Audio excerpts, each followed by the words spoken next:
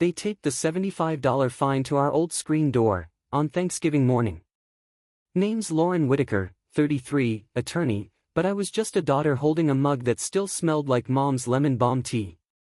The paper turkey Ethan made fluttered in the hallway. What kind of place punishes kindness? The leaves in Oakmeadow Valley had just started turning gold when Jeanette Whitaker received a $75 fine, for kindness. Jeanette stepped onto the damp porch, adjusting her knitted vest as the scent of wet oak filled the air. Mornings in Oakmeadow always had a hush to them, broken only by the gentle scrape of rake tines or the soft buzz of Ray Diaz's old AM radio, broadcasting a replay of last night's ballgame. The walkway was still slick from the rain that passed through overnight. She shuffled into her house shoes and glanced across the street where Ray's garbage bins still sat untouched. Ray hadn't come out yet, which wasn't unusual. At 73, he moved slow on mornings after a storm. Jeanette paused, then made her way across the street and carefully rolled the bins up his short sloped drive, taking extra care not to let the wheels slip sideways. It was a small act, one she'd done more than once without thought. By the time she returned home, she was greeted by the familiar rattle of Walter Grant's newspaper hitting his porch.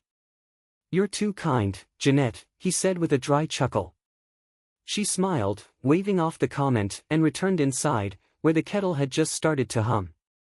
The next day, the envelope was already in the mailbox. It was pale yellow, with the Oakmeadow Valley HOA seal stamped neatly on the front. Jeanette slid it open with a butter knife, balancing her tea in the other hand. Her brows knit together as she read the fine, $75 for unauthorized physical contact with a resident's property. She blinked. Then read it again. Her first instinct was to laugh, but it didn't come. Instead, she walked back out, crossed to Ray's, and knocked on his door. He didn't know anything about it either. "Seems like something Darla cooked up," he muttered, scratching his temple beneath his worn army cap. "She's been sniffing for reasons to assert authority ever since she got that title." Jeanette walked back slowly, her steps quiet on the leaf-dappled pavement. She found Walter seated under his porch awning, flipping through the classifieds. "You too," he said without even looking up. "Pardon?" "I got one last week. Said my Halloween decorations were obstructing the view of the common sidewalk." She frowned. "You've had those skeletons since 1999. "Exactly." That afternoon, she decided to stop by the HOA office. It was a modest brick building tucked beside the community rec center. The interior smelled like ink toner and stale coffee. Darla McCombs sat behind the desk, impeccably dressed in a cranberry blazer and a pin that read "Leadership with Integrity." "Darla," Jeanette began gently, "I received this fine, and I just wanted to clarify." "It's all outlined in the HOA handbook," Darla said, not looking up from her screen. "We have rules about interfering with other residents' properties. But Ray and I, well, he didn't object, and I was only." "It's not about intentions, Jeanette. It's about preserving order. Otherwise, everyone just starts doing whatever they feel like." The conversation didn't go much further. Jeanette left with the same envelope in hand, her mind turning over the word "order" like a loose button. That evening, as she sipped her tea on the porch, the air holding a crisp edge of October, the phone rang. It was Lauren. "Hey, Mom. Just checking in. How was your day?" Jeanette considered lying. She hated to burden her daughter, especially since Lauren's days were full of court filings and firm deadlines. "Oh, nothing out of the ordinary," she said with a practiced lightness. But Lauren wasn't easily fooled. "Nothing at all." Jeanette sighed.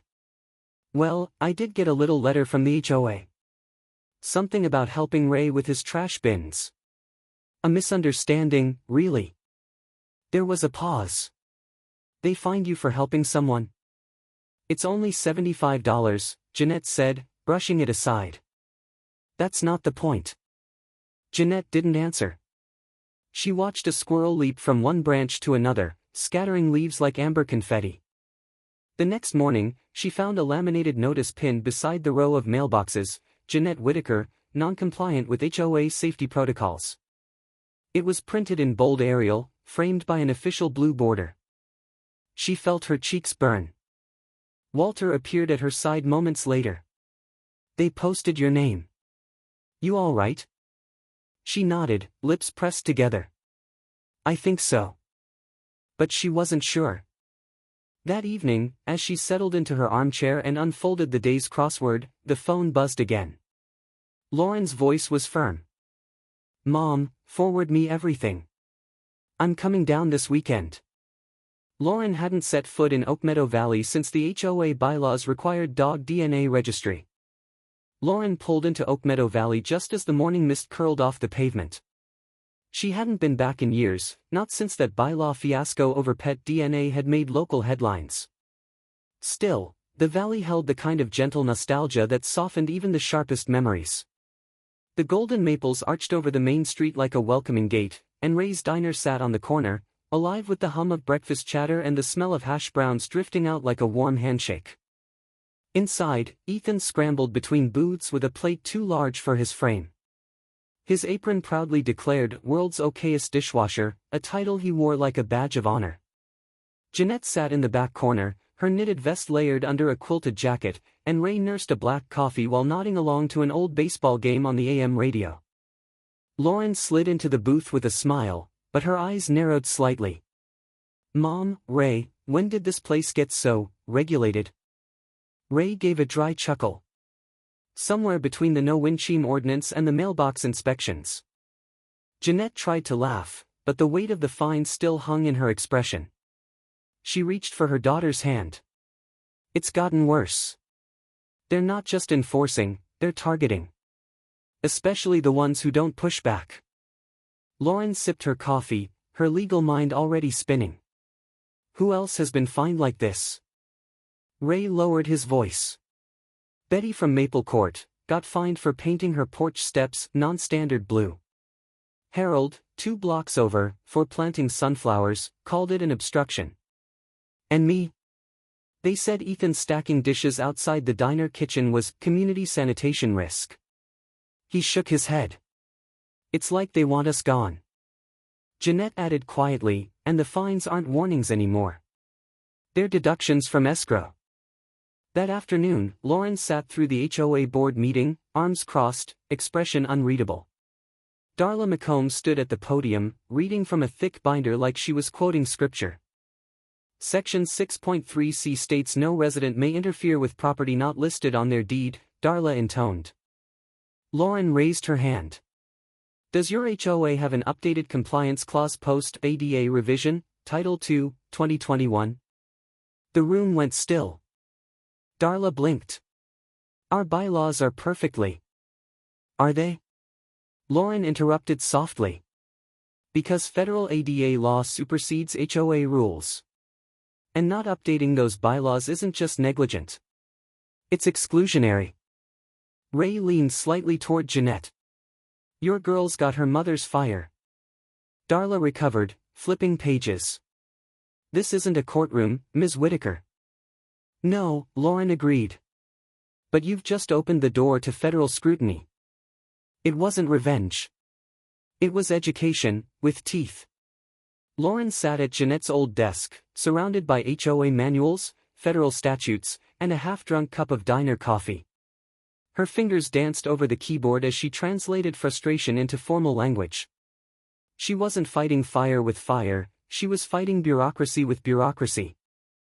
The quiet hum of Jeanette's house had become a temporary war room. Lauren's briefcase spilled over with annotated bylaws and ADA printouts. Jeanette, sitting nearby in her knitted vest, watched her daughter with a blend of worry and admiration. You always were the one to color inside the lines, she mused softly. I still do, Lauren replied, not looking up. But now I also write the margins. Later that morning, Jeanette hosted her weekly coffee circle, a tradition that had become less about caffeine and more about community. Ray arrived first, walking carefully with his cane. Walter followed, clutching a folder thick with paper logs and HOA notices dating back a year. Others trickled in, neighbors who once remained silent now curious or quietly fed up. We're not trying to start a riot, Jeanette reassured them, pouring coffee into mismatched mugs. We just want common sense. Walter nodded, flipping open his folder. They fined me $50 last month for a flower pot. Lauren glanced through the pages, eyebrows arching. We'll use it. Every one of these. That afternoon, Lauren sat in the guest room turned makeshift office, finalizing the ADA complaint. She carefully quoted HOA bylaws, section, clause, subclause, turning their own language into ammunition. Each example from neighbors formed a pattern: systemic exclusion, lack of accommodation, procedural intimidation. It was meticulous, surgical. Back at HOA headquarters, Darla tightened the screws. New flyers appeared overnight on doors: reminder, gatherings must be pre-approved.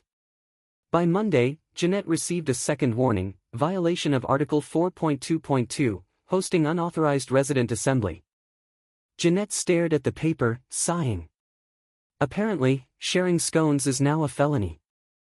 Lauren chuckled dryly but remained focused. Let them. They're digging. By dusk, she sat at Jeanette's ancient typewriter, a nostalgic touch she insisted on, for a letter to the local newspaper's editorial column. The rhythm of the keys echoed like old artillery, each sentence a shot across HOA's bow. Jeanette watched, amused. Didn't know you knew how to use that. Dad taught me, Lauren murmured. He said even when electricity fails, the truth still needs printing. Meanwhile, Walter stood near the mailboxes, recounting stories to a hesitant couple from Maple Court. Back when this HOA started, it was about potlucks and clearing snow together. Now it's rules and fines. Later that evening, Lauren pressed send on the formal complaint to Oregon's ADA office, CCNG the HOA board for good measure. Hours passed. Then, a reply: expect preliminary review in 10 business days. Meanwhile, do not alert them further. Miss Cole had entered the scene. The clouds gathered over Oakmeadow, and so did the whispers: something big was coming for the HOA. Rain tapped gently against Jeanette's attic window as she pulled down a worn cardboard box marked HOA 1990s. She hadn't been up here in years, not since Lauren's high school photo albums were packed away after graduation. The scent of dust and cedar insulation mingled with damp Oregon air as she lifted the lid and dug through old newsletters, all printed on faded paper with clip art borders and font choices that screamed 1995. One caught her eye. Oakmeadow Voice, March 1998.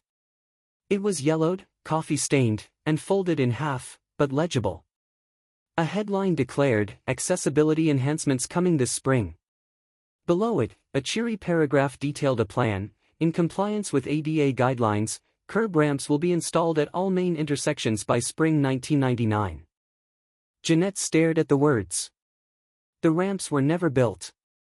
She carried the newsletter downstairs, hands trembling slightly, and laid it beside Lauren's laptop.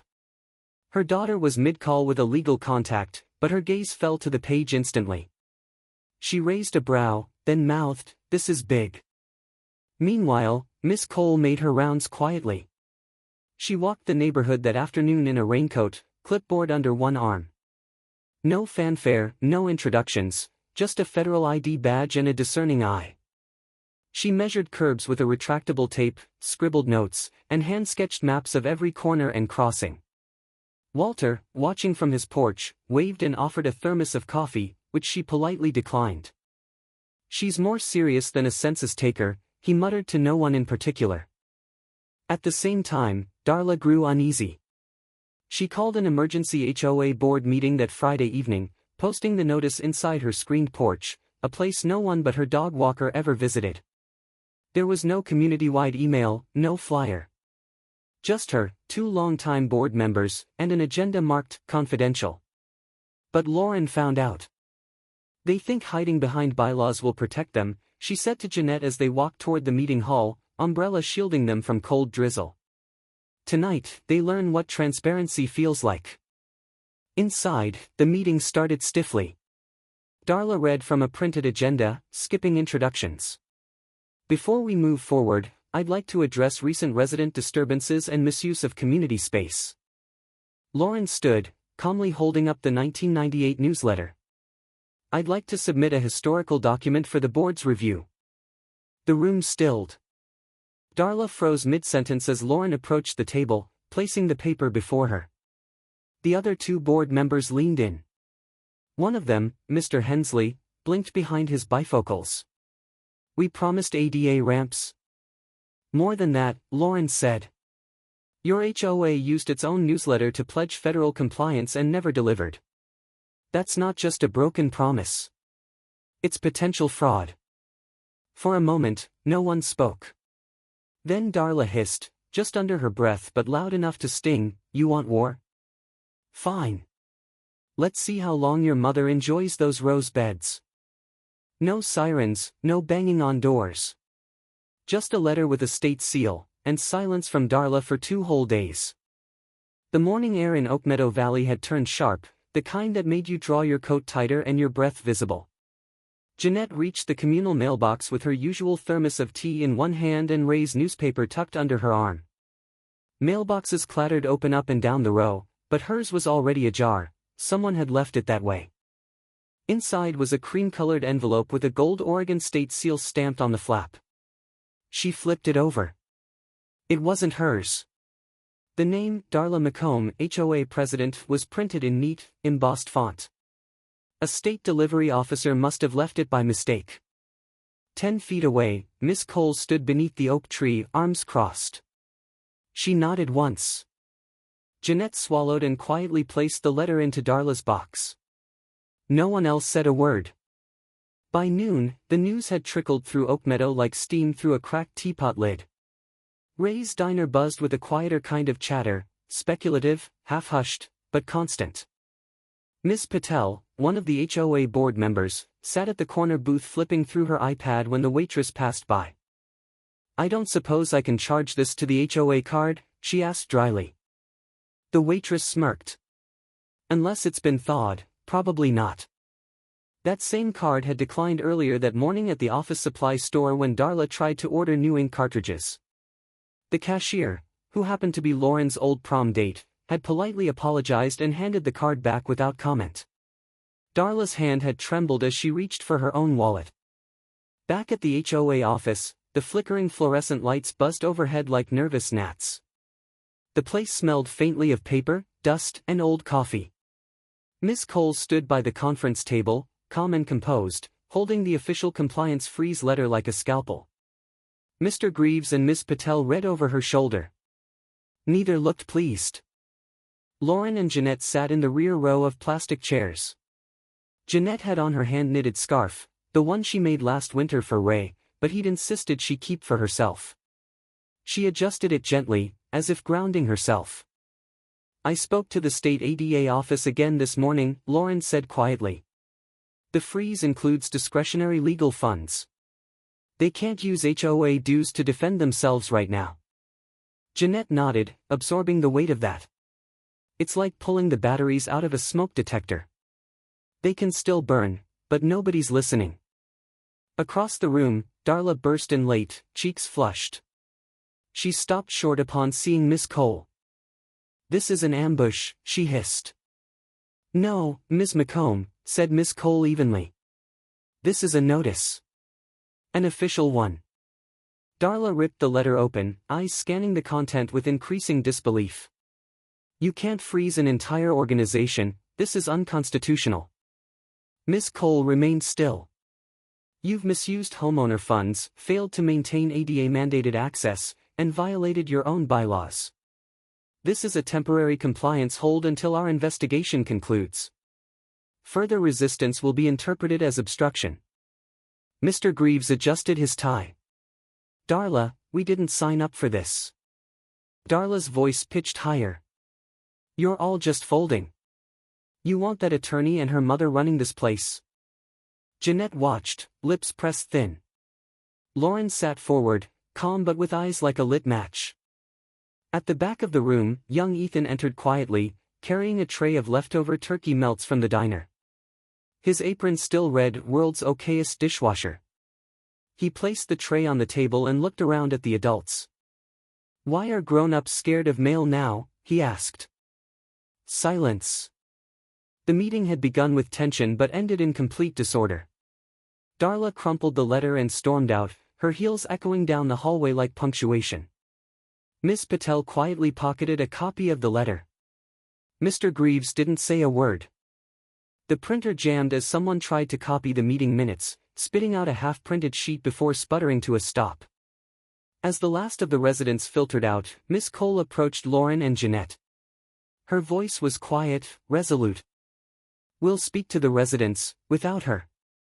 That Thanksgiving, the turkey was overcooked, but the community felt warmer than ever.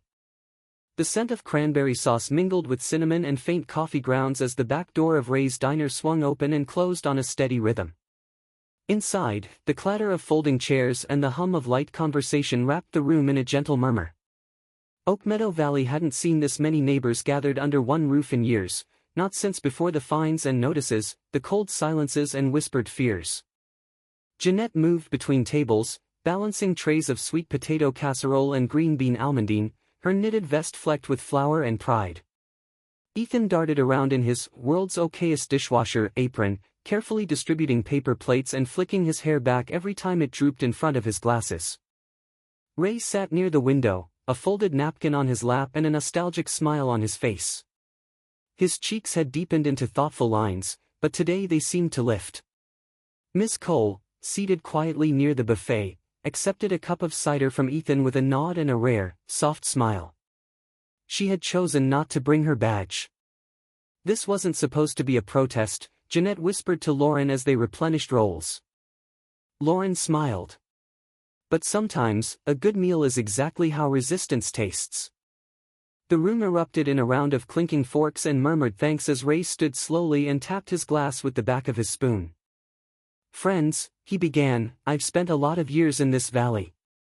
Some winters were tough, others tougher. But community," he paused, "community isn't about how tall your grass is or what color your siding's painted. It's about casseroles and shoveling snow together." A few chuckles warmed the air, but many heads nodded. "When I couldn't haul my trash cans down after the rain," he continued, glancing at Jeanette, "someone didn't ask permission. She just showed up. That's Oakmeadow. That's who we are." Applause broke gently, like a rain of appreciation across the tablecloths. Later, as pie slices dwindled and kids ran out of whipped cream, Ethan stood near the center table holding a yellowed envelope. "I found something in the drawer where we keep the ketchup packets," he said, opening the flap with trembling fingers. "It's a letter. Miss Jeanette wrote it to the local newspaper a while back. I think we should hear it." He cleared his throat and read. "Oakmeadow used to be potlucks and porch chats. We weren't always perfect, but we knew each other's names. We cared. When rules replaced relationships, something broke. We can still fix it, but only if we remember who we used to be." There was a pause. A quiet inhale from somewhere in the crowd. Miss Cole looked down at the table, expression unreadable. Walter reached over and patted Ethan on the shoulder, then retrieved a photo from a brittle manila envelope. "I thought it might be time," Walter said, holding up the old picture. This was the first HOA board in '85. Karen's mother was president then. Different times. Different problems. Jeanette stepped closer and squinted at the smiling faces. She wore pearls to every meeting. "I remember." The photo passed from hand to hand. It had begun to curl at the edges, like all memories eventually did. Outside, unnoticed by most, a silver car crept past the diner. Its window was rolled down halfway. Darla's face, taut and unreadable, flicked briefly into view before the vehicle disappeared into the gray blur of dusk. Back at the Whitaker house, with a leftover tray of stuffing under her arm, Jeanette bent to gather the day's mail from the stoop. Amid the circulars and catalogs sat a firm, cream envelope. Legal mail. Addressed to Lauren, but with Jeanette's name typed below in bold. Lauren slit the seal open with a nail file and read silently. The muscles in her jaw tensed. "She's suing," she finally said. "Darla. For defamation and intentional disruption of association operations." Jeanette took the letter from her, folded it once, and set it neatly on the kitchen counter. "Guess we're not done yet." Jeanette had never been deposed before, but she ironed her blouse like it was a church Sunday, not a courtroom. The morning in downtown Salem was gray, the kind of gray that flattened everything, the sidewalks, the sky, the nerves. Jeanette smoothed her blouse a third time in the bathroom mirror of the modest legal office, tucked a stray curl behind her ear, and straightened the pearl earrings she hadn't worn since her mother's funeral. She didn't feel brave, but she looked it. Lauren, already seated at the conference table, looked up from her notes. "You're perfect, Mom." Jeanette gave a small smile. "Pearls for battle?" "Pearls for dignity," Lauren replied. The room they entered was stark, white walls, plastic blinds, a clunky tape recorder set in the center like an old spy movie prop. Darla sat across from them, her blouse too crisp, her expression too smug. But her eyes had a glassy sheen. "You are here under oath," the court reporter announced plainly. "Please speak clearly and truthfully." Darla wasted no time. "This entire situation is a targeted campaign against me. Ms. Whitaker and her daughter have engaged in slander, disruption of HOA operations, and public humiliation." Jeanette blinked. "For helping Ray with his trash bins?" "Let's stick to the timeline," Lauren interjected smoothly, sliding a folder across the table. "These are HOA newsletters from 1998 to 2005. In each, there's mention of ADA compliance promises. Promises still unmet." Darla's eyes narrowed. "Irrelevant. None of that applies under the new governance rules." Lauren didn't flinch. "Except the HOA never officially repealed those clauses. In your own words," she clicked an audio file on her tablet, "say, we strictly enforce what's already on the books." Darla's voice played aloud, brittle and indignant. Across the room, Miss Cole sat quietly. She wore no badge, but her notepad was half full. After a moment, she raised her hand. "Ms. McComb," she said softly. "Can you provide proof of ADA training sessions for your board members in the last 5 years?" Darla's mouth opened, then closed. "That's not relevant to this." "It is," Miss Cole said, without changing tone, "if your leadership is expected to recognize and accommodate disabilities under federal law." The silence that followed was so complete that the tape recorder's faint hum seemed thunderous. Darla's lawyer scribbled something quickly, his lips tightening. The rest of the session went on in fits. Jeanette answered questions simply, voice steady though her hands trembled beneath the table. She spoke of neighborly habits, of Ray's difficulty walking, of the day the rain made the walkway slick. "She's painting herself as a saint," Darla snapped. "But you'll see, people will tire of this performance." Lauren glanced up. "Is it a performance when your own board member, Miss Patel, noted misuse of discretionary funds at the diner? That did it. They're old ladies with file folders." Darla shouted, standing. "Why are we losing?" Her lawyer placed a firm hand on her elbow. "We'll take a short break," he said quickly. Jeanette sat still. Her cheeks were flushed, but her breath came easy. Lauren reached over and squeezed her hand beneath the table. Afterward, they returned to Jeanette's living room, where the afternoon light filtered through lace curtains. The air smelled faintly of rosemary and old books. A reheated chicken pot pie sat between them, split down the middle. "I thought I'd fall apart," Jeanette whispered. "You didn't," Lauren said. "You stood taller than anyone in that room." Jeanette lifted her fork.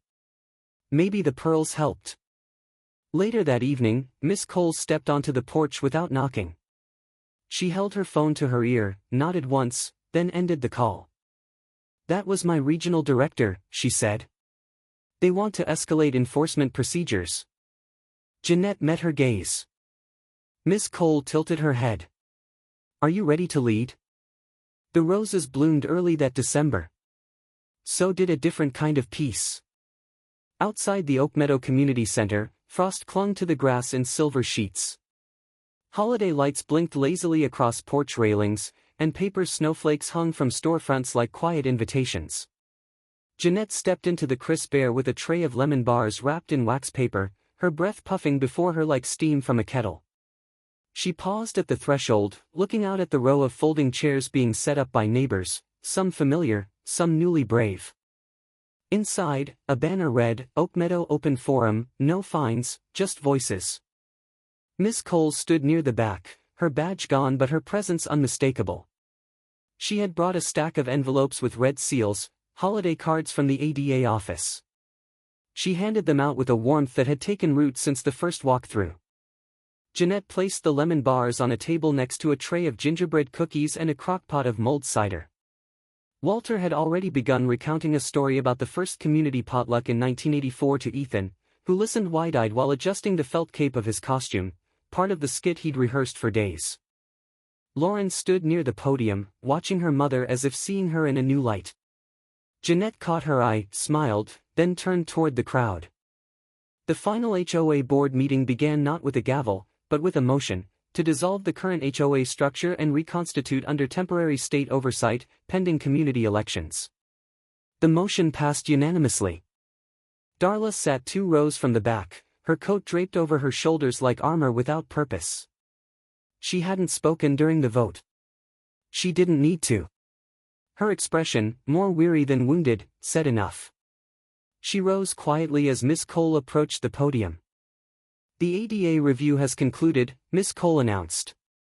"Violations include non-compliant sidewalks, lack of ramp access, and unequal application of penalties. These findings will be forwarded to the State Office for Civil Review, but more importantly, Oakmeadow now has a chance to lead by example." Applause rose, uncertain at first, then clear. Jeanette stepped forward. "For our first open forum," she said, "there are no agendas. No penalties. No clipboards. Just questions, concerns, and maybe a little cider." Hands lifted. Ideas blossomed. A resident asked if the ramp project behind the community center could extend to private homes.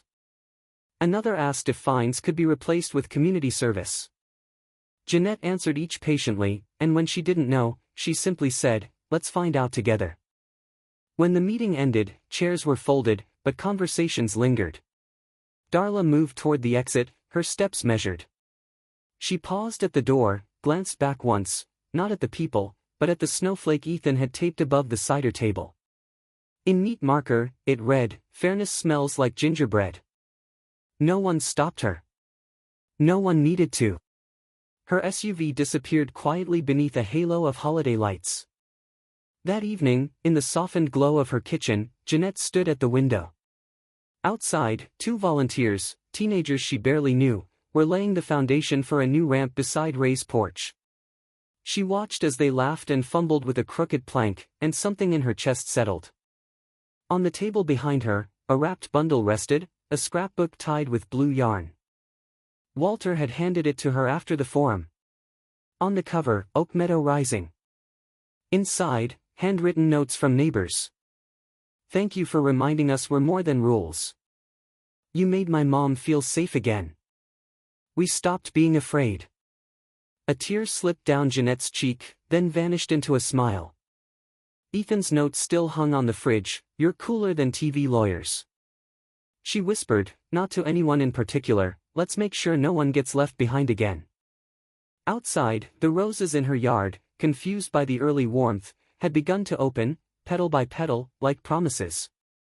That December, as ribbons of light traced the rooftops and laughter drifted from porch to porch, something deeper than holiday cheer had taken root in Oakmeadow. What began as a quiet act of kindness, pushing a neighbor's trash bins, grew into a movement that reclaimed not just sidewalks, but voices long ignored.